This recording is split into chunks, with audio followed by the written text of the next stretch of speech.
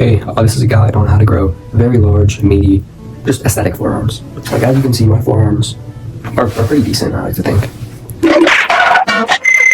So, if you do actually want to grow, like, the forearm muscles, a lot of people are going to say do wrist curls and wrist extensions. I don't actually believe in that. I mean, it probably will build forearms. I've never tried it. But I think I found a better way. So there's this guy online by the name of Devin Larratt. He basically does arm wrestling. He's a professional arm wrestler. He's one of the best in the world, you know. You know all that. So he shows his training online, and I think I would find a way to condense it into a way that the average person can do it. So here we go. Multiple parts to the forearm that most people don't actually end up training with things like wrist curls and wrist extensions. First of all, the pronator. The pronator takes your arm when it's like this. This is the supinated position, and turns the wrist over. Now, I'll put up like a picture on the screen so you can see what I mean, what the muscle actually looks like. It greatly contributes to the aesthetics of the forearm. There's also the fact that most people don't actually target the muscles in their hands and wrists, and only go for the forearms, which can lead to like an unbalanced looking arm pose. Alright, next we're going to move on to volume. So, I train my forearms every day. Back out the way, that's weird, bro. Get your head out of the gutter. But training them every day because the forearm muscles are very small. And the smaller the muscle, the faster it recovers. So all you gotta do really, for me, is wait a day, and then I can do it again the next day. That's why they're able to grow so fast, which is one of the reasons I train them so often. Okay, now the part that you've been waiting for. The exercises. So,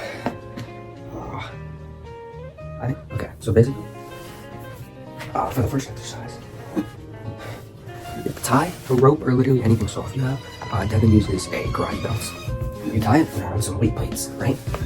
That's pretty forgotten. You set it on the ground, and alright, so first we have pronation. In order to train pronation, you want to get into a squatted position like this, right? You wrap it around your hand like this, the rope that you have going through the weights. So, and you want to try and keep your wrist up like this. You don't want to let it drift like that. This is going to train the pronation of your forearm. So we're going to lift, and go back down. Lift, and go back down. Lift, and go back down. Notice how I'm not letting it take my forearm and supinate it. You have to keep it pronated the entire time. Okay, so the next movement that I use as a staple for forearm training is called rising. You want to take the rope you have through the weights and tie it. Then put your hand through the weights, under the rope, and then through. Now this is going to put the weights on your knuckles and on your wrist. Okay, we're going to brace against our leg and lift.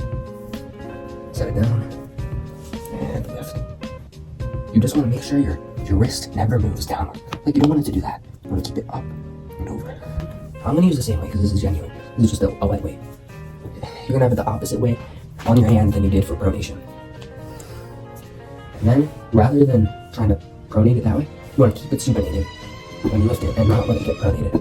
You want to make sure you keep your wrist facing upwards the whole time. And that's all it takes. It's only 3 exercises, but you have to do it every day, because otherwise your forearms, like, it's not going to grow nearly as fast. They still might grow, but like they're not going to grow as fast. So I do 3 sets of 10 on the pronating, and if your main goal is just hypertrophy, I would do 3 sets of 10 on all of them and gradually increase the weight every time, like every week, I would say, or whenever you feel ready. And you're going to start to notice your forearms and wrists growing thicker and bigger. But if you have any kind of, you want them to be a lot stronger, I would also program 3 sets of 3 in for each of them with heavier weights, so to build that explosive power in the wrists.